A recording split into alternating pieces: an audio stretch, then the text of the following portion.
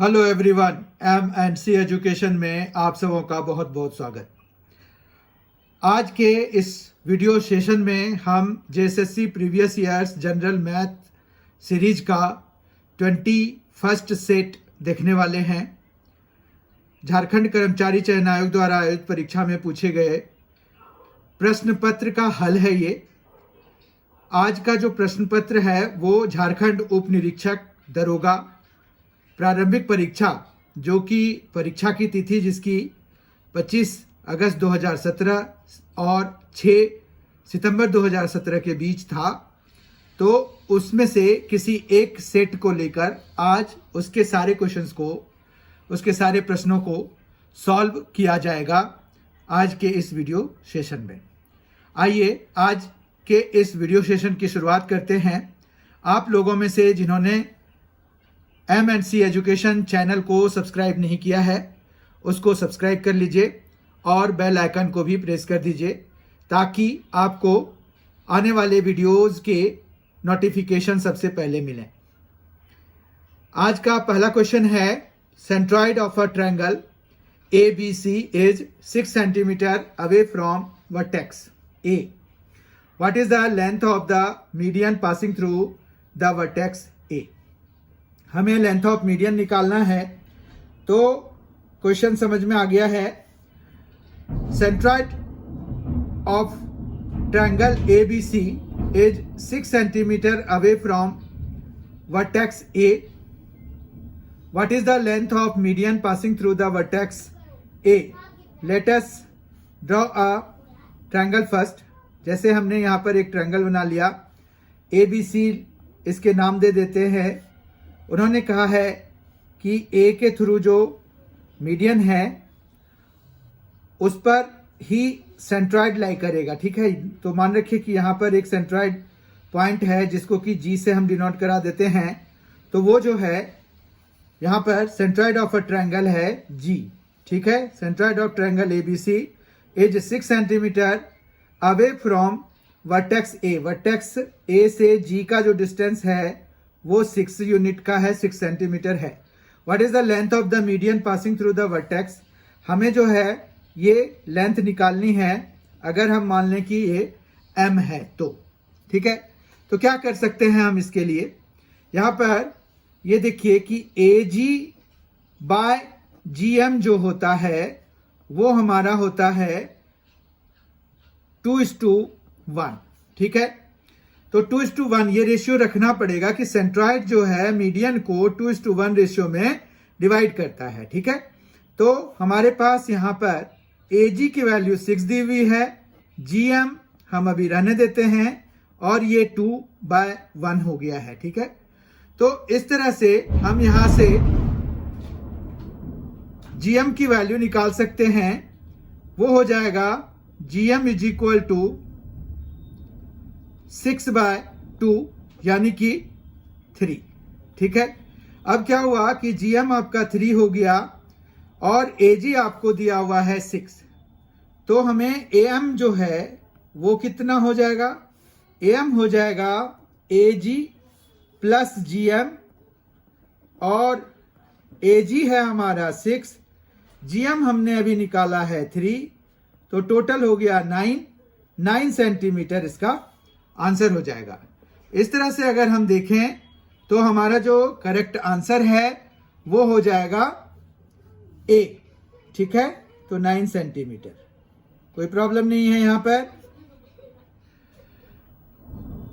Question number 2, what is the mean proportional between 12x square and 27y square?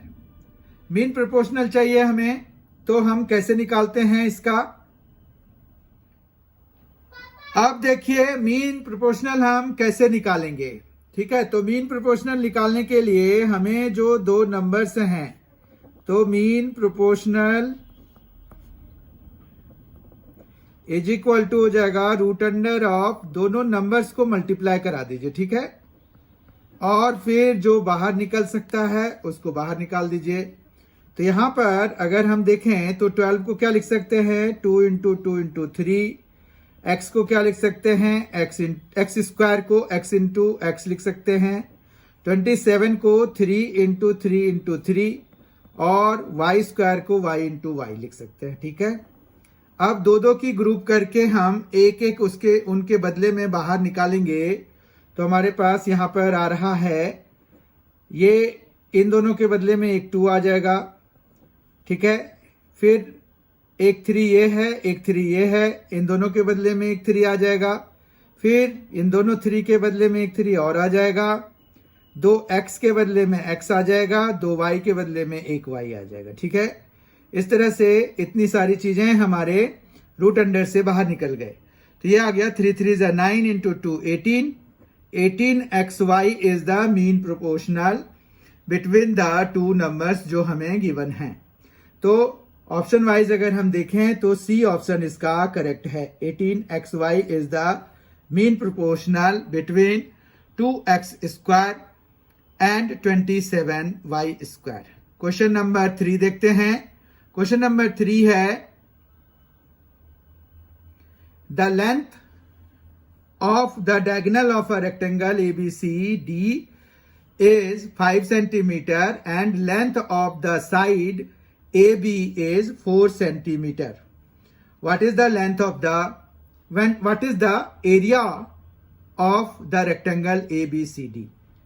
क्या करना है हमें, length of diagonal दिया हुआ है और एक साइड की भी लेंथ दी हुई है और हमें जो है क्या निकालना है, हमें निकालना है एरिया ऑफ द रेक्टेंगल। ठीक है, तो लेट अस सपोज ये रेक्टेंगल है, तो इसमें जो है डायगोनल की लेंथ दी हुई है वो है 5 सेंटीमीटर और एक साइड की लेंथ मतलब ए बी, जैसे ये हम ऐसे ले लें ए बी सी और डी ले लेते हैं।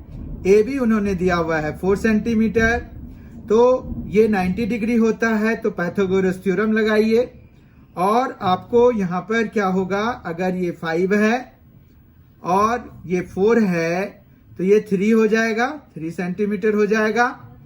अब एरिया निकालना है तो हमारे पास लेंथ जो है 4 सेंटीमीटर है, विड्थ हमारा 3 है। एरिया क्या होता है, लेंथ इंटू विड्थ, तो एरिया हमारा आ जाएगा 4 इंटू 3 सेंटीमीटर स्क्वायर, जो कि आके इनको मल्टीप्लाई कराने के बाद 12 सेंटीमीटर स्क्वायर आ जाएगा। ठीक है, तो इस तरह से ए ऑप्शन इसका करेक्ट हो जाएगा। ठीक है, question number 4, x is a number such that the half of it is greater than 20% of the number by 15। How much is 60% of the number. तो पहले जो गिवन कंडीशन है कि x एक ऐसा नंबर है जिसका आधा मतलब x/2 हो जाएगा, इज इक्वल टू 20% जो इसी नंबर का है उससे 15 ज्यादा है, तो 20x/100, 20% ऑफ x से कितना ज्यादा है, 15 ज्यादा है। तो ये जब हम इनको सॉल्व करने की कोशिश करेंगे तो ये 5 टाइम्स में कैंसिल हो जाएगा। अब x/2 है, माइनस कर दीजिए इधर से ये x/5, पूरा फ्रैक्शन ही आप दूसरी साइड ले आइए, तो ये आ जाएगा x/5 और ये है 15 इधर बचा हुआ रह जाएगा। Take the LCM, it will be 10, क्योंकि 2 और 5 का एलसीएम 10 होगा और ये आ जाएगा 5x माइनस 2x और ये हो जाएगा इक्वल टू 15। ठीक है, तो इस तरह से अगर हम देखें तो ये आ गया 3x, 5x minus 2x 3x हो जाएगा इक्वल टू 150। तो x इज इक्वल टू कितना हो जाएगा, 150/3, कैंसिल कराइए 50 आ गया और यही आंसर हो जाएगा हमारा। नहीं, ये आंसर नहीं होगा। क्यों? क्योंकि हमें निकालना है how much is 60% of the number. हमें जब तक 60% ऑफ द नंबर, ये तो नंबर आया है, अब 60% ऑफ x अगर हमें निकालना है तो वो हो जाएगा 60/100 और इनटू में आएगा 50। तो इस तरह से ये 2 जीरोज कैंसिल कराइए और आपको जो नंबर आ रहा है वो है 30। ठीक है, तो इसका करेक्ट आंसर होगा 30। 30 कौन सा ऑप्शन है, ए ऑप्शन करेक्ट हो जाएगा इसका। ठीक है, क्वेश्चन नंबर 5 देखते हैं। एट व्हाट रेट विल रुपया 2,05,000 becomes 4,10,000 with simple interest in 20 years। हमें रेट ऑफ इंटरेस्ट निकालना है जिससे कि 2,05,000 रुपया 4,10,000 रुपया 20 साल में बन जाए। और जो इंटरेस्ट का सिस्टम है वो सिंपल इंटरेस्ट है। There are 2 types of interest, एक कंपाउंड इंटरेस्ट होता है और दूसरा सिंपल इंटरेस्ट होता है। तो ये सिंपल इंटरेस्ट पर बता रहे हैं कि कितने साल में कितने रेट पर क्या रेट लगाएंगे जो कि 20 साल में 2,05,000 अपना डबल यानी कि 4,10,000 रुपया हो जाएगा। ठीक है, तो बेसिकली ये 2,05,000 या 4,10,000 के बजाय अगर बोलते कि कितने रेट पर 20 साल में कोई भी प्रिंसिपल जो है डबल हो जाएगा तो भी हमारा वही आंसर होगा जो अभी हमारा आंसर आएगा। ठीक है, तो हम अगर न्यूमेरिकल बेसिस पर भी सॉल्व करें तो इस क्वेश्चन का यही मतलब हो गया सीधा कि 20 साल में जितना इंटरेस्ट अर्न किया वो प्रिंसिपल के बराबर है। ठीक है बात, तो यहां पर क्या हो जाएगा, SI होता है हमारे पास PTR बाय 100। ठीक है, अब यहां पर SI भी है 2,05,000। ठीक है, और इधर भी जो, क्योंकि अभी ये डबल तभी होगा जब इंटरेस्ट भी प्रिंसिपल के बराबर हो जाएगा, तो दोनों एड अप होके ट्वाइस बन जाएंगे अपने प्रीवियस वैल्यू का। तो 2,05,000 ये हो गया, इनटू टाइम उन्होंने दिया हुआ है 20 साल। देखिए, और रेट हमें निकालना है, अपॉन में 100 रखिए। ठीक है, अब ये देखिए 2,05,000 तो कैंसिल हो जाएगा दोनों साइड से, और ये 20 से 5 टाइम्स में, तो R is equal to basically क्या हो जाएगा, 5% हो जाएगा। तो मतलब 5% अगर रेट ऑफ इंटरेस्ट रखा जाए तो 20 साल में कोई भी अमाउंट अपना डबल हो जाएगा। ठीक है, तो ये ए ऑप्शन इसका करेक्ट हो जाएगा, ए है 5%। क्वेश्चन नंबर 6 पे मूव करते हैं। क्वेश्चन नंबर 6 है which of the following are perfect numbers. देखिए, परफेक्ट नंबर्स हमें बताना है कि कौन से परफेक्ट नंबर हैं। 6 है, 28 है, दोनों हैं या इनमें से कोई भी नहीं है, हमें यह बताना है। Which of the following are perfect numbers. तो अब परफेक्ट नंबर हमें जब तक पता नहीं रहेगा तब तक हम नहीं बता पाएंगे कि इनमें से कौन परफेक्ट नंबर है या नहीं है। तो परफेक्ट नंबर पहले देख लीजिए कि क्या होता है। कोई भी नंबर परफेक्ट नंबर होता है अगर उनके जो फैक्टर्स होते हैं लेस देन दैट नंबर, उनका सम जब करें तो वो उस नंबर के बराबर हो। मतलब समझ में नहीं आया होगा।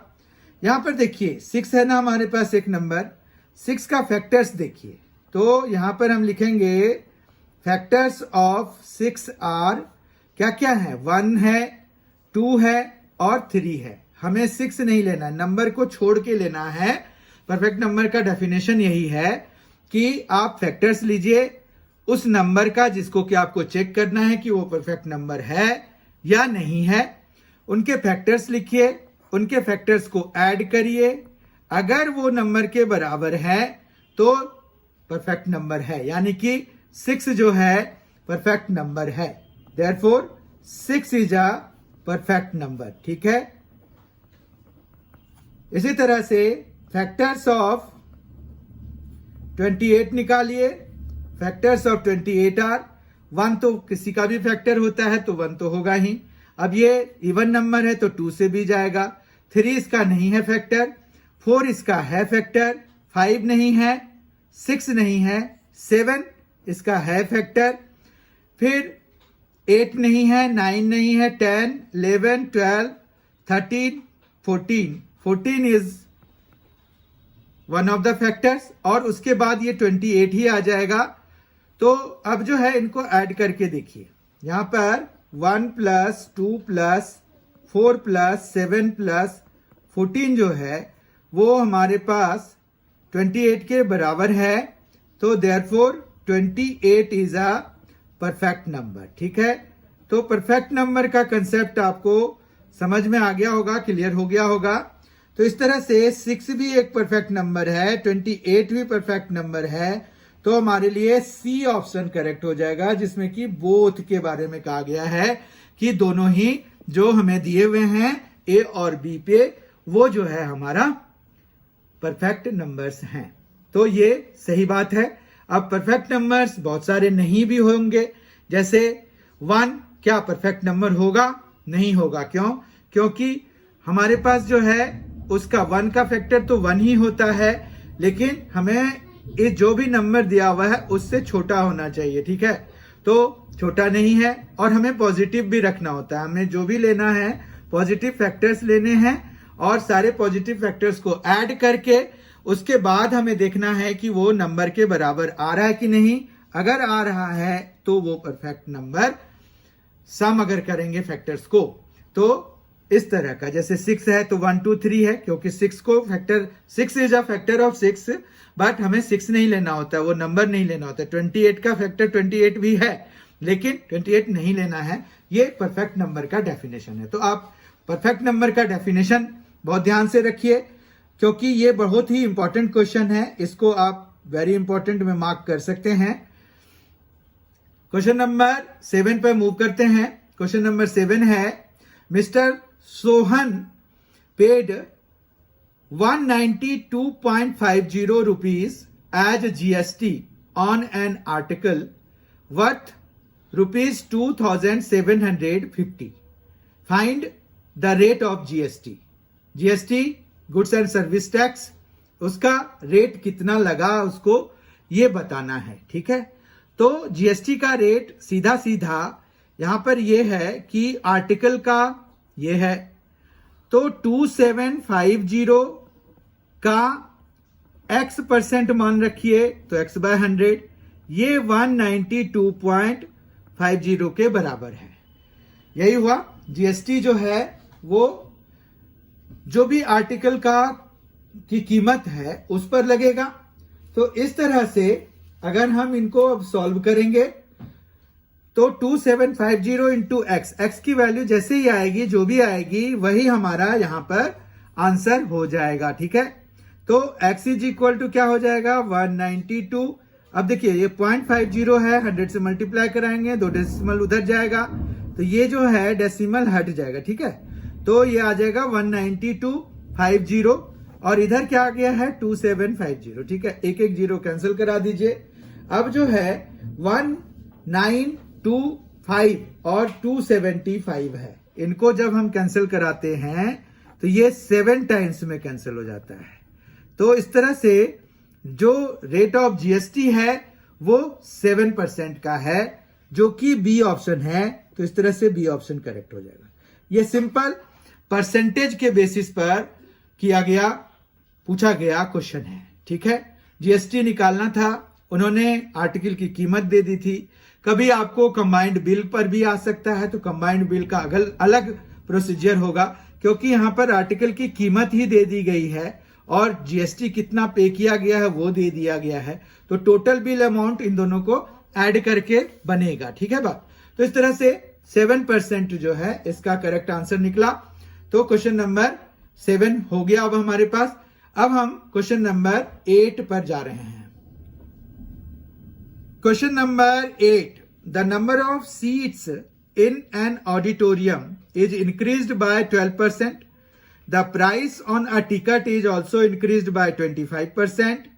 What is the effect of these changes on the revenue collection?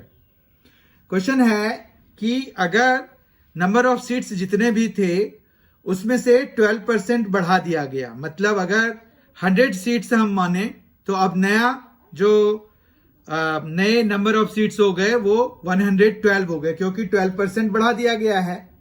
और यहां पर प्राइस टिकट का भी 25% बढ़ा दिया गया, मतलब मान रखिए कि 100 पहले था तो वो बढ़ के 25% मतलब 125 रुपीज हो गया।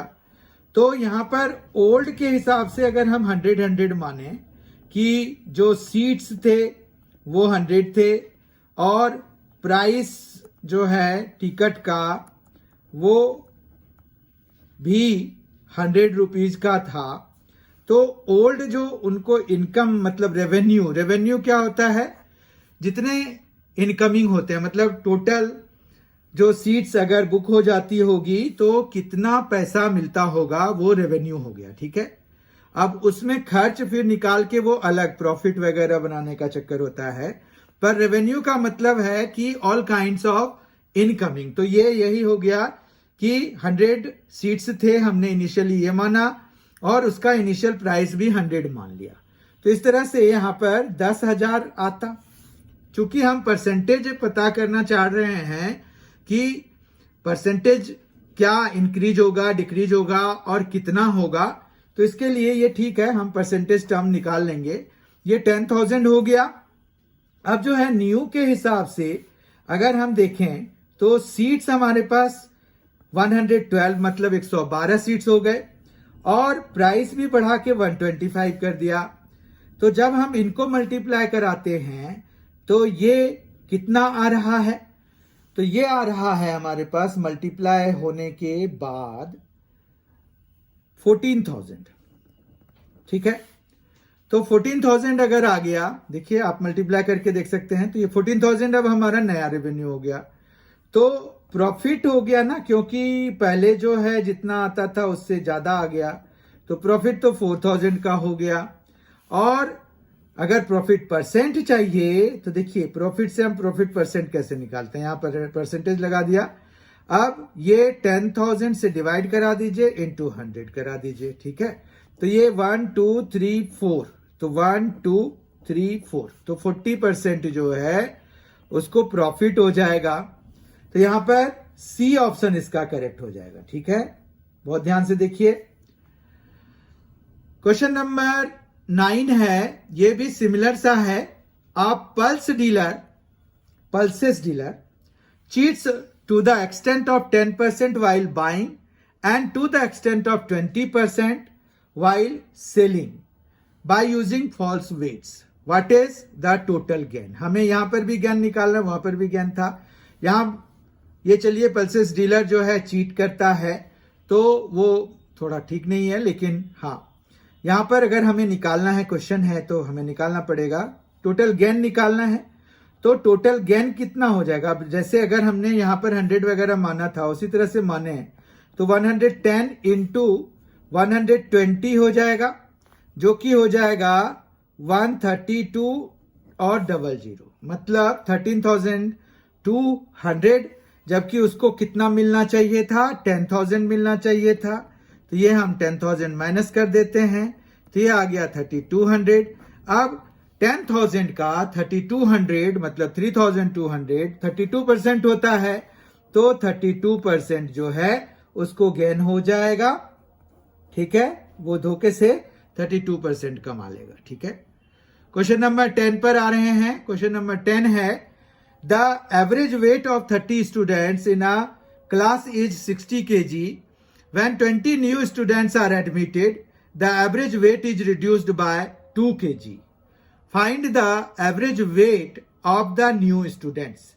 न्यू स्टूडेंट्स के एवरेज वेट हमें निकालने हैं, जबकि यहां पर डेटा में दिया हुआ है कि average weight of 30 students in a class is 60 kg. तो यहां पर जो है हम पहले क्या करेंगे, टोटल वेट निकाल लेंगे, वेट ऑफ 30 स्टूडेंट्स निकाल लेंगे।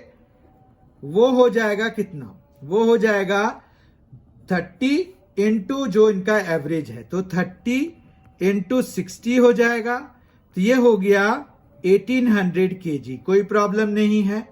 फिर हम टोटल वेट ऑफ 50 स्टूडेंट्स, क्योंकि 20 न्यू स्टूडेंट्स आ रहे हैं तो 50 स्टूडेंट्स का हम निकाल लेंगे। तो इसमें क्या होगा, नंबर ऑफ स्टूडेंट्स 50, और जो कह रहे हैं कि average weight is reduced by 2 kg, मतलब 60 kg पहले था, 2 kg रिड्यूस हो गया, तो वो बन गया 58 kg। ठीक है, अब अगर हम इनको सॉल्व करें तो ये आ जाएगा 2900 kg। ठीक है, 2900 kg। तो जो अब देखिए, ये तो पहले जो 30 स्टूडेंट्स का वेट था वो 1800 kg था। 2900 kg जो है नए बच्चों के आने के बाद टोटल वेट हो गया। तो जो टोटल वेट ऑफ 20 स्टूडेंट्स है वो हमें निकल जाएगा माइनस करा के, है ना। टोटल वेट ऑफ जो 20 न्यू स्टूडेंट्स हैं उनका मिल जाएगा total weight is equal to हो जाएगा 2900 माइनस 1800, तो मिलके बन गया 1100। ठीक है, तो एवरेज वेट अगर हमें चाहिए, average weight of new students वो कितना हो जाएगा?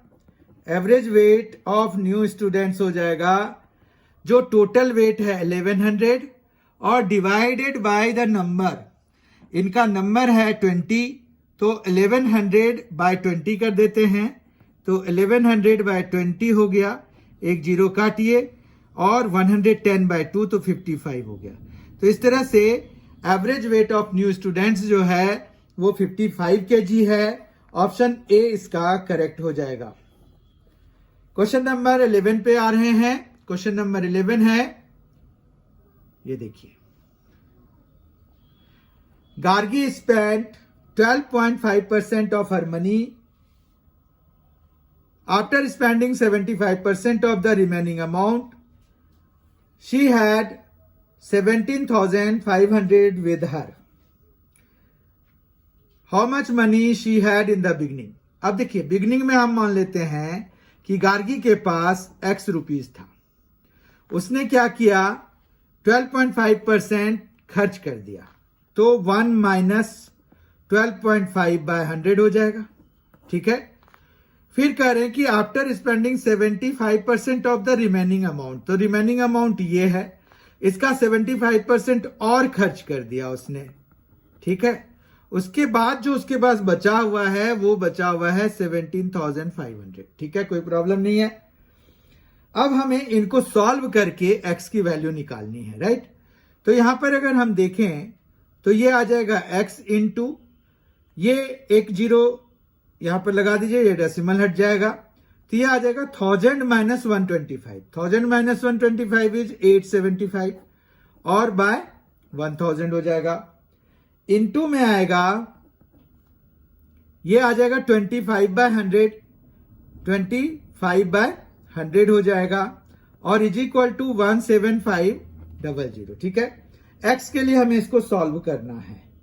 ठीक, तो 25 से ये 7 टाइम्स में 175 हो जाता है, तो 700 हो जाएगा। ठीक है, 25 इंटू 7 होता है 175, और 2 जीरोज आ जाएंगे, तो 700 हो गया। अब फर्दर हम 875 और 700 को अगर कैंसिल कराना चाहते हैं, 25 से ये 35 में कैंसिल होगा, जबकि ये 25 से 28 में कैंसिल होगा। ठीक है बात। अब जो है यहां पर 7 से अगर कैंसिल कराएं तो 7 5 जा और 7 4 जा। आप समझ रहे होंगे कि क्या हो रहा है। अब देख लीजिए, x की वैल्यू निकालनी है हमें, तो x is equal to, x को यहां छोड़ दीजिए, बाकी यहां पर क्या क्या बचा हुआ है वो देख लीजिए। इधर तो राइट साइड में 4 बचा है, ये दोनों जो नीचे हैं वो ऊपर जाके मल्टीप्लाई होंगे, तो 1000 और 100 मल्टीप्लाई हो जाएगा, और अपॉन में ये 5 आ जाएगा। ठीक है, अब ये 5 से 100 जो है 20 टाइम्स में कैंसिल हो जाएगा, 20 इंटू 4 80 हो गया। इस तरह से ये 80,000 हो गया। मतलब x की वैल्यू कितनी आ गई है? 80,000 आ गई है।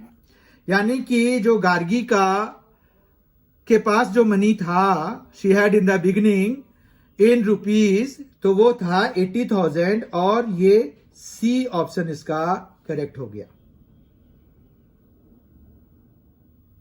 Question number 12, if a is equal to 1 2 3 है, b इज इक्वल टू 4 5 है, then find a cross b।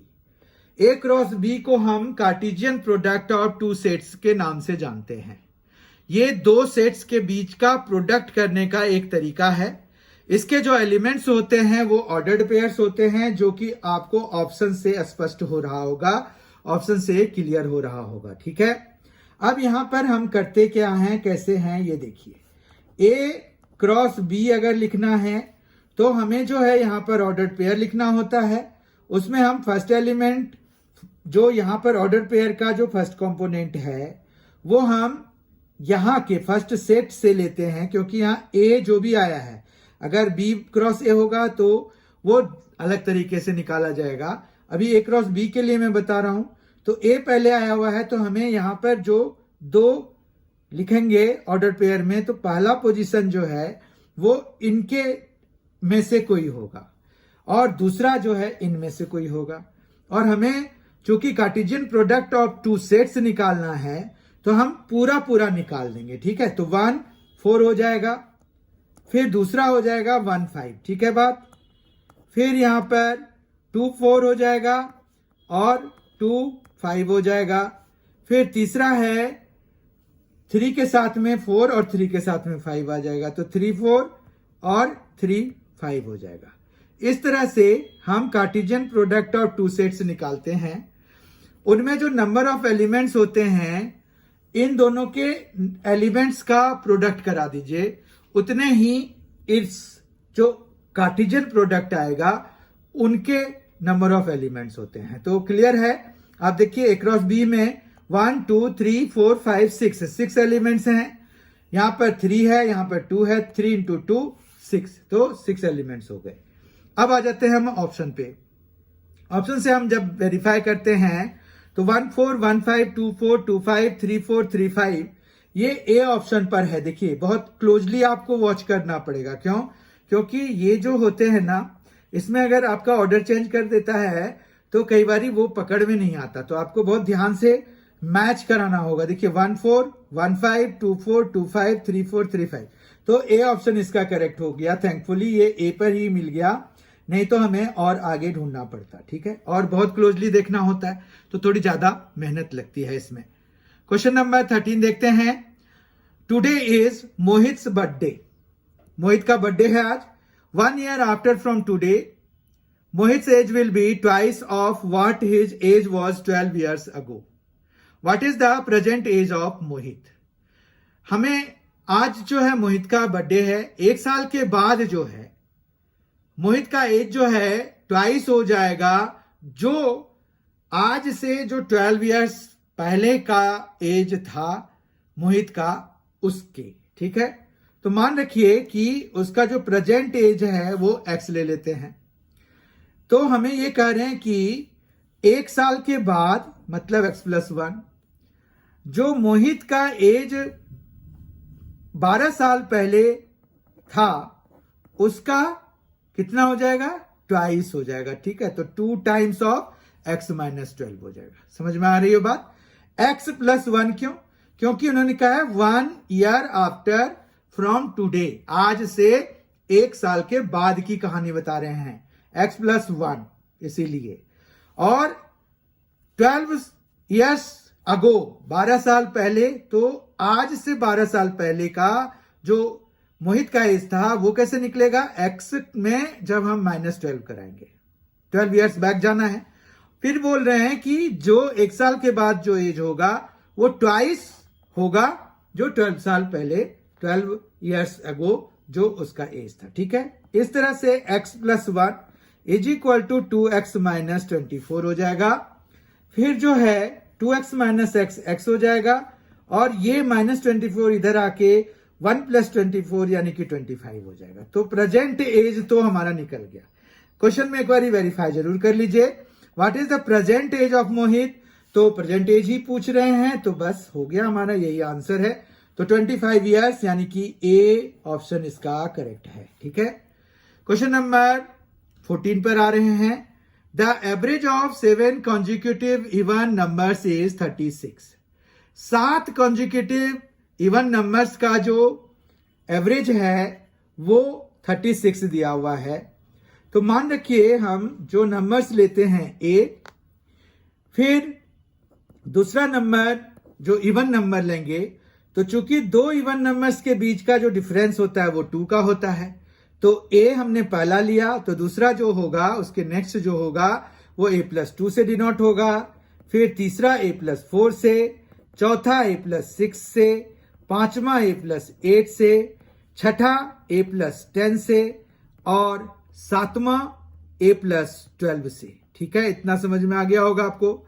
उसके बाद ये हैं 7, एवरेज के लिए डिवाइडेड करेंगे 7 से, और ये हमें कितना मिल रहा है 36 के बराबर, मतलब दिया हुआ है 36 के बराबर। अब देखिए ये 36 तो ठीक है, यहां ए कितने हैं 1 2 3 4 5 6 7, ऑब्वियसली 7 नंबर्स हैं तो 7 ए हो जाएंगे हमारे पास। फिर देखिए 2 को 2 4 6 8 10 और 12 इनको ऐड कर दीजिए। 2 + 4 6, 6 + 6 12, 12 + 8 20, 20 + 10 30, 30 + 12 42 हो जाएगा, और अपॉन में 7 हो जाएगा। फिर यहां पर 7 हो जाएगा, a + 6 आ जाएगा, अपॉन में 7 7 7 कैंसिल, तो ये आ जाएगा a + 6 = 36। तो a कितना आ जाएगा 30 हो जाएगा। ठीक है, अब a अगर 30 आ गया तो हमें सेकेंड नंबर कैसे निकलेगा? सेकेंड नंबर हो जाएगा, ये देखिए ये है सेकेंड नंबर, है ना, a + 2 मतलब 32। और फिर कह रहे हैं sixth number, sixth and the second number ना, तो सेकेंड नंबर निकाल लिया 32। सिक्स्थ नंबर है वो है 1 2 3 4 5 6, सिक्स नंबर है a + 10, a है 30, 30 + 10 हो जाएगा 40। ठीक है, अब इन दोनों का सम करना है तो वो है 72, तो 72 हमारा आंसर हो जाएगा। इस तरह से 14th क्वेश्चन का जो आंसर है वो है C 72। ठीक है, कोई प्रॉब्लम नहीं है इसमें, तो C 72 है, ये करेक्ट आंसर हो गया। क्वेश्चन नंबर 15 देखते हैं। यहां पर है x amounts to 3x in 8 years. In how many years it will be 5x? x अगर 3x बन रहा है 8 years में, तो हमें पता करना है कि वो 5x कब बन जाएगा। ठीक बात है, सिंपल इंटरेस्ट यूज करना है। तो x है, ये p की तरह अगर हम ले लें, PTR हो जाता है, t है 8 और r को r ही रहने दें, अपॉन में 100 कर दे, तो ये कितना हो रहा है? एक्चुअली x अगर 3x हो रहा है तो इंटरेस्ट इसमें 3x - x का ही है, यानी कि 2x का है। ठीक है, अब देखिए ये x और ये x तो कैंसिल हो जाएंगे, तो बेसिकली आपके पास 8r/100 = 2 हो जाएगा। ठीक है, तो r = कितना हो जाएगा? तो 200/8, 200/8 होता है 25। ठीक है, तो 25% तो रेट ऑफ इंटरेस्ट है। अब in how many years it will B 5x। अब अगर x को कितने साल में 5 हो जाएगा, 5x हो जाएगा, 5 टाइम्स हो जाएगा, वो पता करने के लिए ये हमने टाइम लगा दिया यहां पर। ठीक है, x इसका प्रिंसिपल है, 5x बनना चाहिए, तो 5x - x यानी कि 4x बन जाना चाहिए उसका इंटरेस्ट, तभी होगा। अब ये x और ये x आपका कैंसिल हो जाएगा, हमें टाइम चाहिए 25 से, ये 4 टाइम्स में कैंसिल हो जाएगा। तो t देखिए t/4 = 4 हो गया ना, यानी कि तो ये आ जाएगा 16। इसका मतलब हो गया कि 16 ईयर्स में वो जो है x 5x के बराबर हो जाएगा। समझ गए? तो इस तरह से यहां पर बी ऑप्शन इसका करेक्ट हो जाएगा। 15th का बी ऑप्शन करेक्ट है। Question number 16, find the number of edges of a solid having 10 faces and 16 vertices. देखिए आपके पास यहां पर फेसेस के नंबर दिए हुए हैं 10, वर्टिसेस के नंबर दिए हुए हैं 16, हमें एजेस के नंबर चाहिए, तो हमें एक फॉर्मूला चाहिए जो कि ई, एफ और वी को आपस में रिलेट करता हो। तो आप बताइए कि क्या फॉर्मूला होता है, क्योंकि बिना उस फॉर्मूले के काम होगा नहीं। तो हमें पता है कि जो नंबर ऑफ एजेस होता है वो f + v - 2 के बराबर होता है। ये एक फॉर्मूला है और इसी को यूज करके हम एजेस के नंबर निकाल लेंगे, क्योंकि हमें f की वैल्यू 10 दी हुई है, तो f की जगह पे 10, v की जगह पे 16 और -2 करा देंगे, तो ये हो जाएगा 24। 24 हो जाएगा, क्योंकि ये 26 माइनस 2 तो 24। तो 24 जो है एजेस हो जाएंगे उसके, तो सी ऑप्शन करेक्ट हो जाएगा। ये चूंकि फॉर्मूला बेस्ड क्वेश्चन है और इस तरह के क्वेश्चंस और भी सेट्स में थे, ये 21st सेट है, आपको जैसे पता चल गया होगा। तो 20 सेट्स ऑलरेडी इसके आ चुके हैं। तो आप जो है क्वांटिटेटिव एप्टीट्यूड के प्लेलिस्ट में, एमएनसी एजुकेशन के क्वांटिटेटिव एप्टीट्यूड के प्लेलिस्ट में जाकर आप उन सारे सेट्स को देख सकते हैं। वहां पर एसएससी सीजीएल जो मार्च 2020 में हुए थे टायर 1 एग्जाम, उनके भी क्वांटिटेटिव एप्टीट्यूड के क्वेश्चंस सॉल्व किए गए हैं। वो भी अलग अलग सेट्स में करके दिए गए हैं, तो वो भी आप वहां पर देख सकते हैं। इस तरह से इस क्वेश्चन को आप जो है वेरी इंपॉर्टेंट मार्क कर सकते हैं फॉर रिव्यू पर्पस। आप बाद में भी इसको देखिए, क्योंकि इस तरह के क्वेश्चंस जो है बहुत आसान होते हैं, टाइम कंज्यूमिंग बिल्कुल भी नहीं होते, प्रोवाइडेड कि आपको ये एज, फेस और वर्टिसेस के बीच का रिलेशनशिप पता हो। ठीक है, क्वेश्चन नंबर 17 करते हैं। यहां पर है the numbers x y and z are such that 2/3 of x is equal to 75/100 of y is equal to 150% of Z.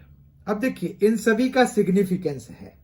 2/3 है, तो अगर हम x बाय वाई निकालना चाहते हैं तो ये 2/3 इसके नीचे आ जाएगा। ठीक है, तो 75/100 और अपॉन में आ जाएगा 2/3। अब 75/100 को अगर कैंसिल कराएंगे तो ये 3/4 हो जाएगा। ये 3 ऊपर जाके इस 3 से मल्टीप्लाई होगा, जबकि ये 4 जो है नीचे आके इस 2 से मल्टीप्लाई हो जाएगा। यही होता है। तो ये आ गया 9/8, कोई प्रॉब्लम नहीं है यहां पर। फिर अगर आप y/z निकालना चाहते हैं तो ये जो 150% है, 150% बेसिकली 150/100 या फिर 3/2 लिख सकते हैं, और उसको z से मतलब 75/100 को अभी 3/4 लिखा था हमने, ये देखिए 3/4, तो हम 3/4 लिख देते हैं। इस 2 से ये 2 टाइम्स में, ये 3 टाइम्स में कैंसिल हो जाएगा, तो ये 2 आ गया। ठीक है, अब देखिए इनको हम कैसे परसेंटेज में चेंज करेंगे। यहां पर परसेंटेज में चेंज करने के लिए पहले तो आप एक काम कीजिए, यहां पर क्या है, x है, यहां पर y लिख लिए। x और y के बीच में क्या रेशियो है, 9 है और 8 है। ठीक है, और यहां पर फिर z भी लिख दीजिए। लेकिन यहां पर क्या है कि y और z के बीच में 2:1 का रेशियो है। अब ये जब तक बराबर नहीं होगा, यहां पर मतलब ये 8 है ना, तो यहां 8 लाना पड़ेगा। उसके लिए हमें क्या करना पड़ेगा, 4 से मल्टीप्लाई। तो सिर्फ हम 4 से इसको मल्टीप्लाई नहीं करेंगे, 4 से हम इसको भी मल्टीप्लाई करेंगे। इस तरह से क्या हुआ, ये दोनों ही 8 बन गए। तो जो अगला रेशियो है वो ये हो जाएगा। इसका मतलब है 9, 8 और 4, मतलब 9:8:4 जो है वो x:y:z है। तो देख लीजिए ऑप्शन कौन सा है, बी ऑप्शन इसका करेक्ट हो जाएगा। ठीक है, बहुत अच्छी तरह से समझ में आ गया होगा। रेशियो हम इसी तरह से निकालते हैं, अगर आपको 3, 4 जैसे भी निकालने हैं वो हम बराबर करके निकाल लेते हैं। क्वेश्चन नंबर 18 पर आ रहे हैं हम। क्वेश्चन नंबर 18 है find the measures of an angle which is complement of itself. अब देखिए दो एंगल्स कॉम्प्लीमेंट कब कहलाते हैं, जब उनका सम जो है 90 डिग्री के बराबर होता है। अब कोई एंगल है जो कि अपना कॉम्प्लीमेंट के बराबर है, यानी कि अगर x ऐसा है जो कि अपने कॉम्प्लीमेंट मतलब 90 माइनस एक्स के बराबर है, तो हमें x की वैल्यू निकालनी है। तो x is equal to 90 minus x, इसका मतलब हो गया कि 2x इज इक्वल टू 90। तो x इज इक्वल टू क्या हो जाएगा, 90/2, जो कि हो जाएगा 45। तो 45 डिग्री एक ऐसा एंगल है जो कि अपने कॉम्प्लीमेंट के बराबर होता है। और अगर यही क्वेश्चन सप्लीमेंट्री के लिए पूछेंगे तो हमें दो एंगल सप्लीमेंट्री कब होते हैं, जब उनका सम 180 डिग्री होता है।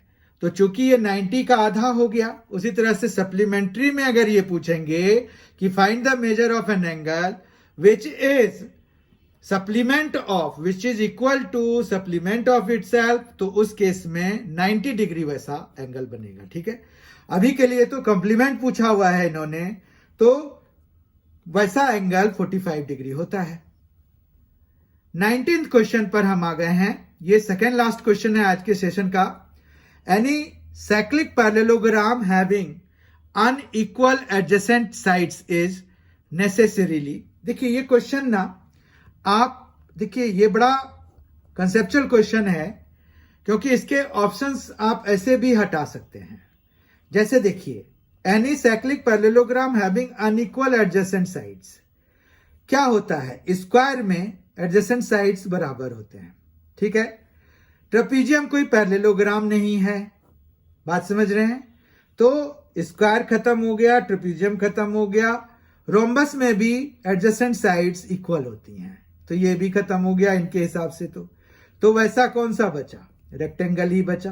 तो ये कंसेप्चुअल क्वेश्चन है बहुत ज्यादा, आपको ये ध्यान में रखना होगा कि कोई भी पैरेललोग्राम है अगर साइक्लिक है, मतलब उसको साइक्लिक क्या होता है, कोई भी क्वाड्रिलेटरल को हम साइक्लिक तब कहते हैं जब हम उनको सर्कल के अंदर में डाल सकते हैं। ठीक है, अब ये कह रहे हैं कि ऐसा कोई पैरेललोग्राम हो जिसमें कि एडजेसेंट साइड्स बराबर नहीं है, मतलब ये इसके बराबर तो है पर ये दोनों बराबर नहीं है, ये दोनों आपस में बराबर नहीं है, तो वो क्या होगा, तो वो एक रेक्टेंगल होगा। ठीक है, अगर एडजेसेंट साइड्स बराबर हैं तब तो फिर स्क्वायर भी हो सकता है, रोम्बस भी हो सकता है, और पैरेललोग्राम अगर नहीं है तब तो ट्रेपीजियम भी हो सकता है। लेकिन यहां कह रहे हैं कि साइक्लिक पैरेललोग्राम होना चाहिए, अनइक्वल एडजेसेंट साइड्स होनी चाहिए, तो वो सिर्फ रेक्टेंगल पर ही हो सकता है। तो इस तरह से हमने अभी क्वेश्चन नंबर 19 कर लिया।